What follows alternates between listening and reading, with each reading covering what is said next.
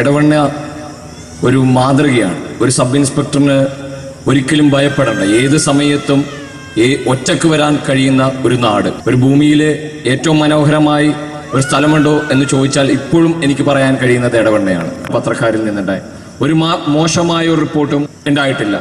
നല്ല പ്രവർത്തനം അവർ അന്വേഷിച്ചതിന് ശേഷം മാത്രമാണ് റിപ്പോർട്ട് ചെയ്തിരിക്കുന്നത്. എന്തൊരു കാര്യവും പഠിക്കാൻ കിട്ടിയ ഒരു അവസരമാണ് എടവണ്ണ. ഒരു സബ് ഇൻസ്പെക്ടർ വന്ന് ചാർജ് എടുക്കുമ്പോൾ ഒരുപാട് ചിന്തിച്ചാണ് വരുന്നത്. ഓട്ടോക്കാർ ഈ പ്രശ്നമുണ്ടാക്കും, ഇന്ന സമൂഹത്തിൽ കുറേ ആൻറ്റി സോഷ്യൽ ഉണ്ടാവും, എവിടെയും അടിയുണ്ടാവും. പക്ഷേ ഞാൻ എടവണ്ണയിൽ നിന്ന് പഠിച്ച പാഠം 50% സ്നേഹം നിങ്ങൾ കൊടുക്കൂ, നിങ്ങൾക്ക് 100% തിരിച്ചു തരും എന്ന നാട്ടുകാരുള്ള നാടാണ് എടവണ്ണ.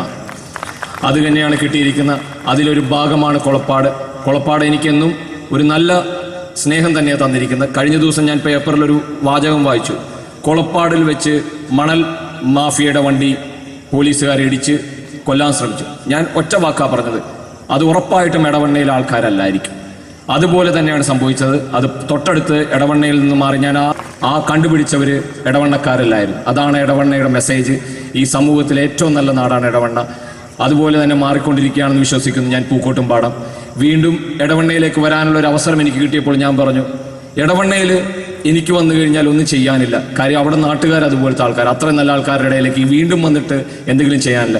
എവിടെയോ ഒരു അമ്മയും അതുപോലത്തെ കുട്ടികളും കാത്തിരിക്കുന്നുണ്ട് എൻ്റെ ഒരു സഹായം കിട്ടാനായിട്ട്. ഏതോ അമ്മയുടെ കണ്ണുനീര് തുടക്കാനുള്ളൊരു ഭാഗ്യം വീണ്ടും എനിക്കുണ്ടാവും എന്നുള്ള വിശ്വാസത്തിലാണ് ഞാൻ ജോലിയെടുക്കുന്നത്. കൊളപ്പാട് ഫെസ്റ്റ് 2017 എത്തിയിരിക്കുന്നു, 2018 എത്തുന്നു. ഇനി വരാൻ പോകുന്ന എല്ലാ കൊല്ലവും കൊളപ്പാട് ഫെസ്റ്റ് ഒരിക്കലും നിൽക്കില്ല. ഇത് തുടർന്നുകൊണ്ടിരിക്കും. ഒരുപാട് പേരെ ഇവിടെ ആദരിക്കും. കാര്യം അതിനുള്ള ശക്തിയുള്ളൊരു നാടാണ്.